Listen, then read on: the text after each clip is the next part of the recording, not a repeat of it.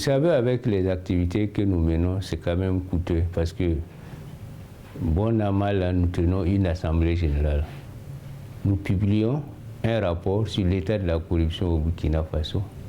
Nous publions une bande dessinée à l'intention des plus jeunes, qu'on appelle bande dessinée Kouka. Nous organisons des journées nationales du refus de la corruption à l'occasion de la commémoration de la journée internationale du 9 décembre, journée consacrée à la lutte anticorruption. Nous faisons des enquêtes spécifiques et nous publions des rapports sur des thèmes précis ou sur des enquêtes ou des dénonciations qui sont faites. Et nous avons quand même un personnel constitué de cadres, une vingtaine, une quinzaine de cadres plus 5 agents d'appui. Ça veut dire que nous avons des besoins financiers que je ne dirais pas énormes, mais en tout cas qui ne sont pas petits. Depuis un certain nombre d'années, en tout cas, nous avons souvent des problèmes financiers. Mais comment nous avons les appuis financiers? D'abord, les organisations membres dont je vous ai parlé cotisent. Il y a une cotisation annuelle et que chaque membre, en tout cas, s'oblige à payer. Et bien sûr, statutairement, si vous ne payez pas vos cotisations régulièrement pendant 3 ans, vous êtes passible donc de sortir de l'organisation. Et bon, c'est une disposition qu'on veille à appliquer. Parce que si c'est ces cotisations qui ne nous suffisent pas pour vivre, une structure qui a décidé de mettre en synergie ses moyens pour lutter contre la corruption ne paye pas sa cotisation, ça veut dire que l'objet même de l'appartenance à l'organisation est remis en cause. Donc, normalement, notre moyen financier sûr, c'est d'abord ça. Mais bon, c'est faible, de telle sorte que nous avons toujours recours à des partenaires techniques et financiers extérieurs. Ce sont souvent des ambassades et des organes comme l'ambassade du Canada, la coopération suisse, l'ONG Diaconia, le PNUD, qui nous soutient conjoncturellement selon les années et selon des activités. Tout dernièrement, on a quelques appuis de la Banque mondiale à travers le projet de gouvernance économique et de participation citoyenne. Et l'Union européenne aussi, il y a un peu plus d'une année, qui est rentrée dans notre, parmi notre pool de soutien financier. Mais c'est eux qui ont vraiment le plus gros lot des charges financières. Et on gère ça. On contrôle ça à l'intérieur d'un comité de pilotage pour le panier commun. Bon, et puis pour ceux qui ne sont pas dans le panier commun, comme la Banque mondiale, le PNUD, parce qu'il y a des institutions qui n'acceptent pas d'entrer dans un panier commun. Bon. Ça fait que, bon, il y a des obligations donc de rapports bilatéraux avec ces structures-là. Finalement, c'est comme ça qu'on obtient les moyens. Ça fait que c'est précaire, c'est pas d'une année à l'autre, alors qu'on a besoin autour de 300 millions, très souvent on ne réussit pas à boucler nos budgets. Donc notre personnel permanent a des fois, à cause de nos tensions de trésorerie, j'allais dire qu'ils ont des angoisses de précarité. Bon, ça c'est notre train-train quotidien. Mais malgré tout, les activités que je vous ai énumérées là, en tout cas, se mènent bien et on a quand même quelques résultats.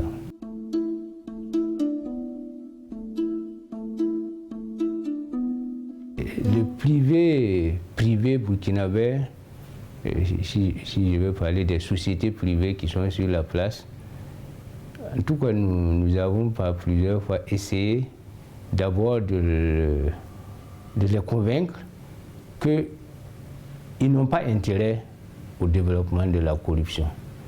Bon, parce que ça, ce n'est pas du tout simple, parce qu'il y a d'autres privés qui pensent que la corruption est un mal nécessaire et qui pensent même gagner dans la corruption.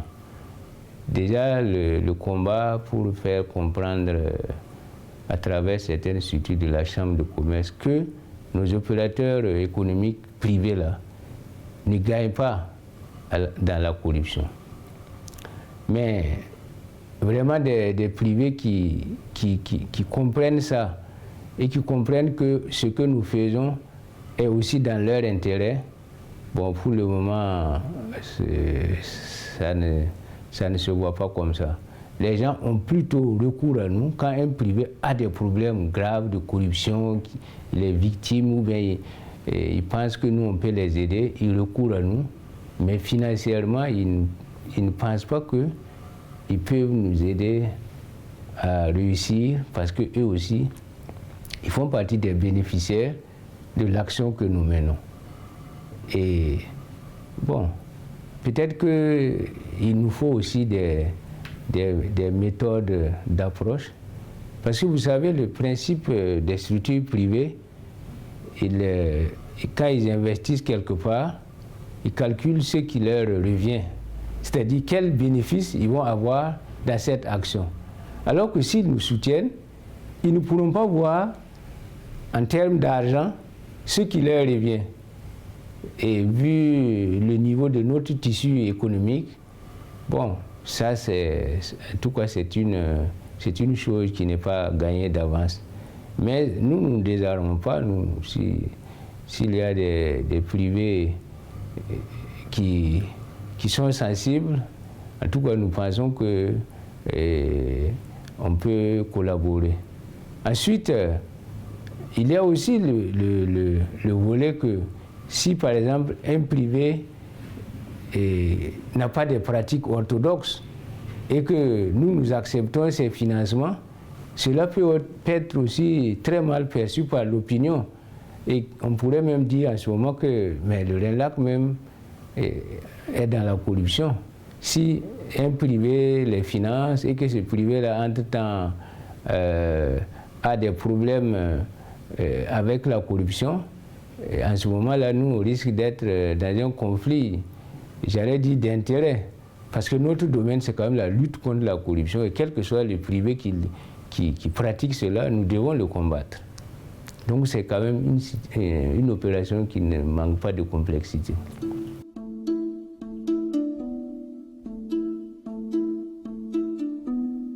Prenons l'activité que vous évoquez tout à l'heure, le prix de lutte anticorruption. Nous avons estimé cela comme étant notre contribution pour motiver les journalistes à faire de l'investigation, particulièrement dans le domaine de la corruption. Et les prix qui étaient au départ d'un montant assez faible ont connu une progression relative. Et nous avons aussi vu que, en tout cas, la production en matière d'investigation anticorruption s'est améliorée. Et aujourd'hui, toutes les presses, pratiquement, sauf la télévision, qui n'a pas encore reçu de prix, en tout cas, l'audio et la presse écrite depuis très longtemps. Et certains journalistes même, en tout cas, se font un point d'honneur de traquer la corruption. Et je vois qu'il y a certains journaux qui mettent sur leur page publicitaire les prix de la lutte anticorruption qu'ils reçoivent. Ça veut dire qu'eux-mêmes, ils en font un point d'honneur. Donc je pense que du côté de notre collaboration avec la presse, le prix de la lutte anticorruption a un impact.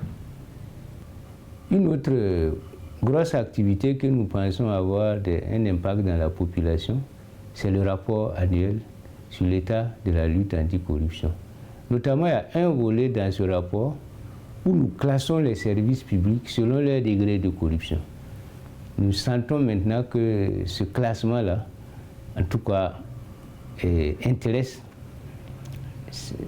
non seulement la population, mais les services en particulier, parce que chaque fois que le rapport sort, nous sommes approchés pour soit se plaindre, les gens se plaignent, ou bien ils dénoncent le rapport, ils disent que vraiment ce que nous faisons n'est pas correct, ou bien n'est pas vrai. En tout cas, ils s'attaquent au rapport. Mais aussi, il y a des gens qui nous approchent pour demander et à comprendre comment ils peuvent se retrouver dans cette situation-là. Et éventuellement, qu'est-ce qu'avec nous, ils peuvent faire pour sortir de ce classement-là. Ça, c'est depuis un certain nombre d'années, c'est devenu systématique. Il y a des services qui nous approchent et on peut citer le cas de la DGTTM où nous avons collaboré à faire mettre en place un comité anticorruption et même à faire des signalétiques pour montrer les actes de corruption qu'il faut éviter. Bon, nous avons collaboré aussi avec la police nationale, la police municipale. Bon, la douane, c'est souvent des rapports tendus, mais ils ne veulent pas reconnaître les publications. Nous avons collaboré avec la Carrefour, tout dernièrement avec le CCVA. Les exemples sont nombreux qui montrent que ce rapport-là. Et bien sûr, dans les émissions interactives, les gens collaborent à nous donner des éléments qui tendent à prouver que le rapport, là, en tout cas, est suivi et a un impact. Une autre activité que je pourrais citer, c'est le téléfilm Stop Corruption qui a été diffusé sur les antennes de la télévision nationale, sur BF1. Donc, cette bande dessinée, enfin, ce téléfilm qui s'est inspiré de la bande dessinée, nous sentons ces effets lorsque nous partons auprès des populations dans les quartiers pour faire des projections. Nous voyons comment il y a de l'engouement à cette activité-là. Donc, une autre activité que nous menons, c'est l'action en direction des acteurs de la justice. Et particulièrement ces derniers temps, après que nous ayons obtenu la loi anticorruption, parce que la loi anticorruption même, en elle-même est un impact de l'action du RENLAC au Burkina Faso, parce qu'il n'y a pas beaucoup de pays qui ont une loi anticorruption révolutionnaire entre griffes comme la nôtre. Donc c'est un effet de nos actions, parce qu'une des dispositions de cette loi-là, qui est la déclaration des biens, déclaration d'intérêt et de patrimoine, est actuellement en train de prendre au Burkina. Aujourd'hui, un ministre ou un député, en tout cas, ne peut plus se soustraire d'un magistrat, sait que, même si ce n'est pas encore effectif, et lorsque le dispositif sera prêt, il ne pourra pas se soustraire de la déclaration d'intérêt et de patrimoine. À la faveur de cette loi, l'attitude de déposer des plaintes en justice. La loi reconnaît que des structures comme nous pouvons intenter des procès, ou bien s'il y a des procès qui sont relatifs à la corruption, nous pouvons nous constituer partie civile. Depuis, en tout cas, que cette loi a été adoptée en 2015, nous nous sommes investis à l'application de ces dispositions-là et nous nous portons, en tout cas, dans les tribunaux. Et ça aussi, ça commence à avoir un impact, même s'il y a des réticences au niveau des acteurs judiciaires, certains acteurs judiciaires. Et cette année, en tout cas, nous avons remarqué particulièrement qu'il y a eu des procès, un certain nombre de procès qui se sont appuyés sur la loi anticorruption. Il y a eu des condamnations pour délit d'apparence, il y a eu des condamnations pour enrichissement illicite, pour commerce incompatible, etc., qui sont en référence avec cette loi. Et même il y a des dispositions de cette loi qui ont été transposées dans le code pénal. Ça fait que cette loi-là, en tout cas, est en train petit à petit de s'implanter dans le corpus juridique.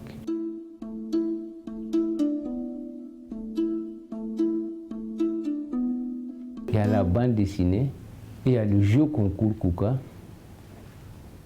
Et ça, nous avons quand même pu capitaliser des effets sur la jeunesse, aussi bien scolarisée que non scolarisée.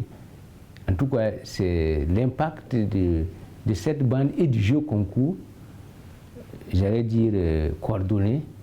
Ça nous revient que des parents disent que ce que nous faisons là influence beaucoup. Bien sûr, plus le téléfilm puisque tout ça est un peu lié à la bande dessinée, qui nous disent que ce que nous faisons là, pour les jeunes, ça a un impact parce que leurs enfants ont eu à les interpeller sur des actes que ces enfants-là disent que, que ça là, papa, c'est de la corruption. Les témoignages que nous avons récoltés sur ces faits-là sont quand même importants. Qu'une fille interpelle son père parce qu'il a pris une voiture de service pour l'amener à l'école, que c'est un acte qui n'est pas conforme, que c'est de la corruption, ou qu'un enfant dise à sa mère qui n'a pas voulu se mettre sur un rang dans un hôpital pour accéder au docteur, que la fille lui dise, mais maman, ce qu'on est en train de faire, ça ressemble à de la corruption, montre que cette bande dessinée, le jeu concours KUKA et le téléfilm ensemble, un peu de concert, ont un impact sur la population jeune et même moins jeune, puisque s'il arrive que des jeunes dans les lycées, et sur la base de cela, demandent à créer des clubs anticorruption et interpellent les associations des parents d'élèves jusqu'à ce qu'ils obtiennent des remboursements de cotisations jugées et inéligibles, et que ces cotisations-là soient remboursées et que des acteurs de l'éducation ou de la santé soient amenés à rembourser des sommes considérées comme étant le fruit de la corruption. Ce sont des impacts en tout cas qui ne sont pas à négliger.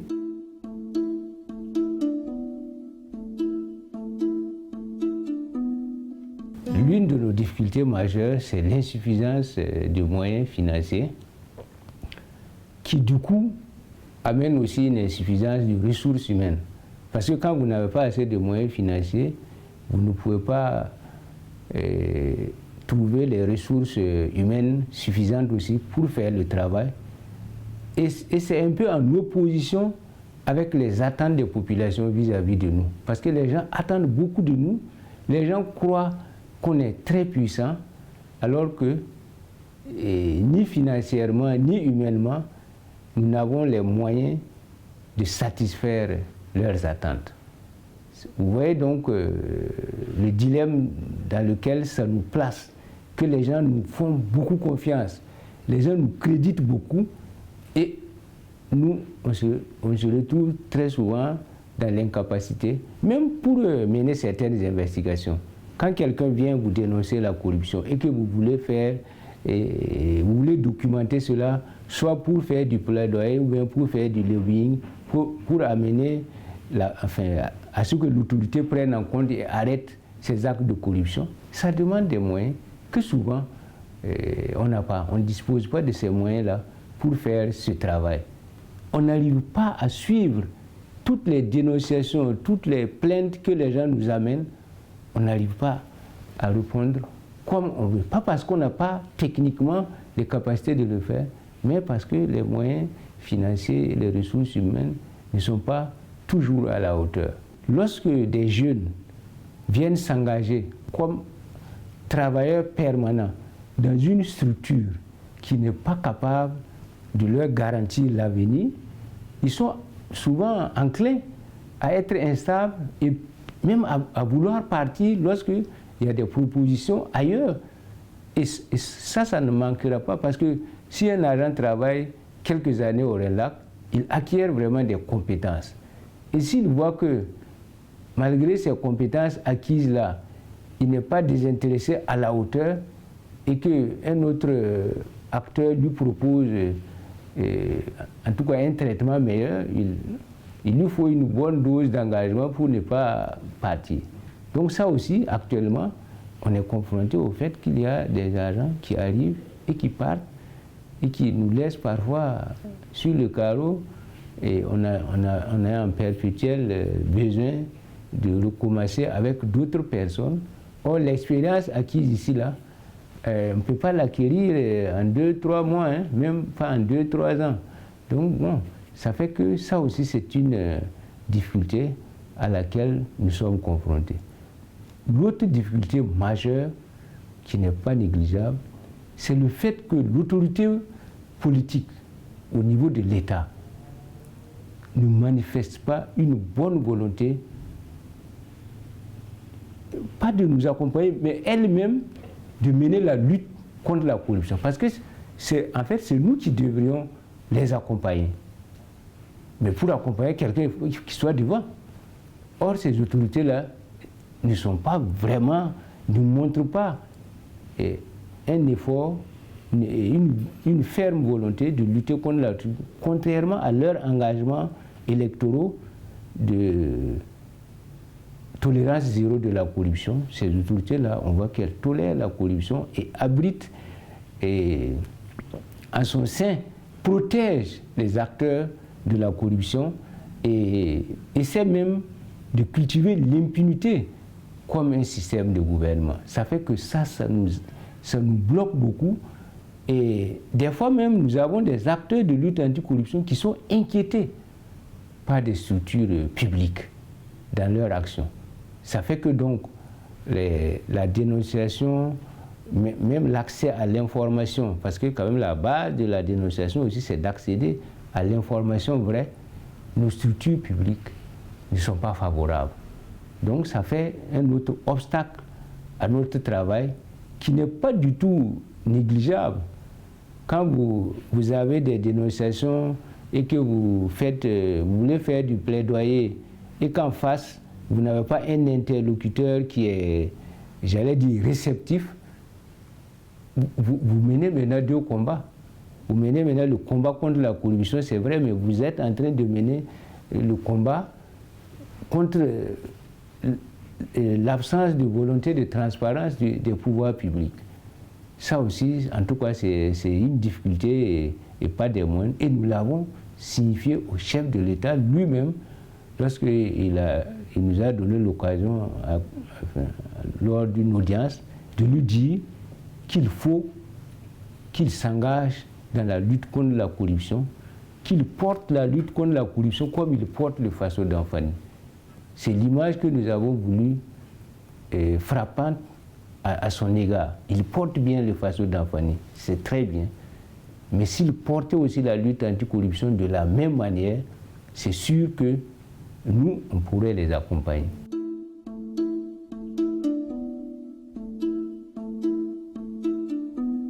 À la population, nous appelons la population à bien s'organiser pour faire le contrôle citoyen de l'activité publique. Et quand on regarde l'environnement national, aussi bien économique, social que politique, ce que les populations gagneraient à faire, c'est de s'organiser pour bien veiller à ce que le pays soit bien gouverné. Et ça passe par toutes sortes de structures. Et nous, RENLAC, en tout cas en matière de structure de lutte contre la corruption, nous avons par exemple lancé des comités citoyens de contrôle donc des prestations publiques dans la santé et dans l'éducation. Mais nous, notre ambition est que dans tous les secteurs d'activité et dans toutes les villes du Burkina, les citoyens s'organisent en comité de veille citoyenne. C'est vraiment le message que nous lançons. Bien sûr, ça demande de la formation. Si les gens veulent faire la veille citoyenne, on ne se lève pas comme ça et puis aller le faire un peu dans le désordre. Nous, on est prêt à apporter notre contribution, mais bien sûr, bon, on ne pourra pas être sur tout le Burkina à la fois. Mais en tout cas, tout ce que nous pouvons faire, nous allons apporter notre contribution. vis-à-vis de l'autorité politique, notre appel est constant. Il faut que l'autorité politique se convainque que l'impunité et la culture de l'impunité telle qu'elle se développe actuellement, avec le manque de volonté politique de lutter contre les crimes économiques, il faut que l'autorité quitte dans cette pratique-là. Il faut qu'ils abandonnent ces options qui ne sont pas dites, mais qui sont vécues, qui sont pratiquées au niveau des institutions publiques. Et tous les Burkinabés le ressentent. Si vous faites un petit micro-trottoir, vous allez voir qu'il y a eu une déception. Après l'insurrection, les Burkinabés ne s'attendaient pas à un régime qui manque totalement de vision en matière de transparence. Or, aujourd'hui, c'est manifeste.